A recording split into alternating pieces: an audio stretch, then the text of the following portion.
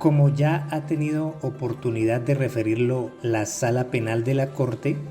un comportamiento típico solo puede considerarse base o fundamento del delito si de modo efectivo lesiona o al menos pone en peligro un bien jurídico tutelado por la ley. Se trata del principio de lesividad, acuñado por la doctrina jurídico-penal y que en la legislación sancionatoria colombiana se erige como uno de los elementos esenciales de la conducta punible. En el Estatuto Punitivo de 2000, la fe pública constituye uno de los bienes jurídicos objeto de tutela y su protección se procura, además de otros comportamientos punibles, con aquellos que describen los delitos de falsedad documental. Modernamente, dicho bien jurídico se entiende como la confianza de la colectividad en las formas escritas en cuanto tengan importancia como medio de prueba en el tráfico jurídico. En particular,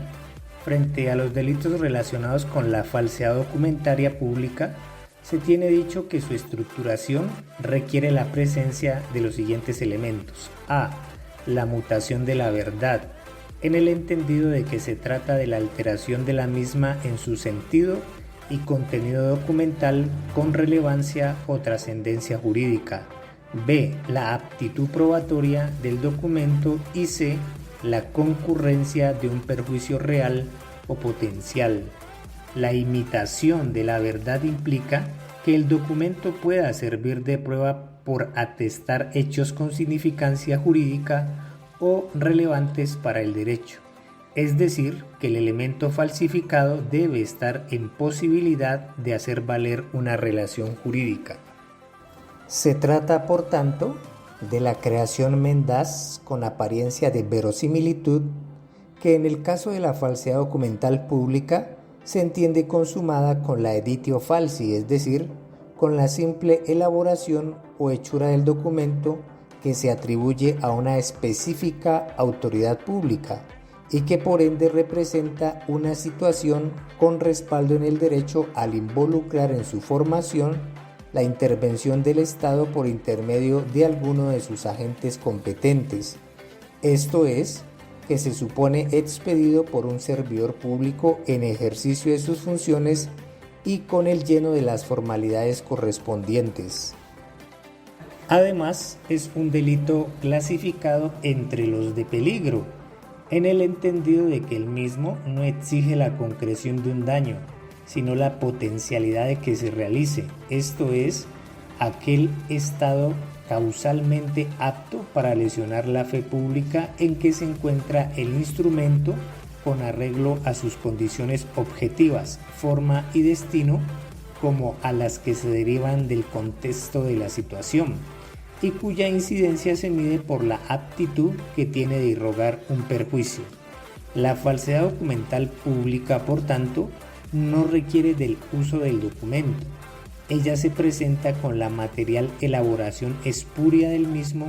y la consiguiente adulteración de los signos de autenticidad, contrariamente a la conducta falsaria documental privada que supone precisamente su uso para ser reprochada. Justamente, con ocasión de la exigencia de que el documento tenga capacidad para producir daño, se creó la teoría de la falsedad inocua.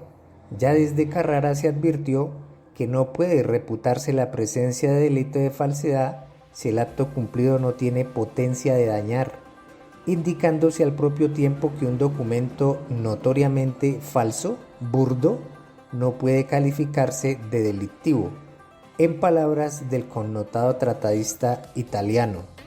como regla absoluta se puede sostener que es indispensable una imitación capaz de engañar, y como regla absoluta es preciso admitir que la equidad del magistrado puede eliminar el título de falsedad cuando la torpeza llegue a tal grado que pueda llamársela palpable o intuitiva. La teoría de la falsedad inocua, es de recordarse, implicó la superación del antiguo concepto según el cual la veracidad e intangibilidad de los documentos públicos debían ser respetados con independencia de la nocividad o inocuidad de sus efectos en el tráfico jurídico, por ser una emanación del poder documentario del Estado, de modo que la sola alteración de la verdad en los mismos merecía reproche penal. Se trataba de proteger un pretendido derecho a la verdad absoluto. Hoy en día, con los modernos desarrollos dogmáticos, la noción de la veracidad e intangibilidad ha quedado relegada a un segundo plano, para dar paso a otra prevalente en el derecho penal fundada en criterios de relevancia social y jurídica, a cuyo tenor los documentos deben representar la existencia de un hecho trascendente en el ámbito de lo social, sea creando, modificando o extinguiendo relaciones jurídicas. De allí, precisamente, que en la actualidad se exija que los documentos sobre los cuales recae la acción falsaria necesariamente deban ser aptos para servir de prueba de un hecho social y jurídicamente relevante. De manera que si la falsedad documental, en cualquiera de sus modalidades, no recae sobre un medio que goce de confianza colectiva, resulta inidónea para vulnerar el bien jurídico de la fe pública y no ocasiona un daño, ni al menos lo engendra potencialmente. No merece represión penal, ya que por virtud del principio de antijuridicidad material no aparece plausible sancionar el hecho realizado al margen de cualquier incidencia social. Como ejemplos de falsedad inocua, la doctrina refiere la adición de cláusulas inútiles a un documento verdadero o que se encuentran legalmente implícitas en el mismo,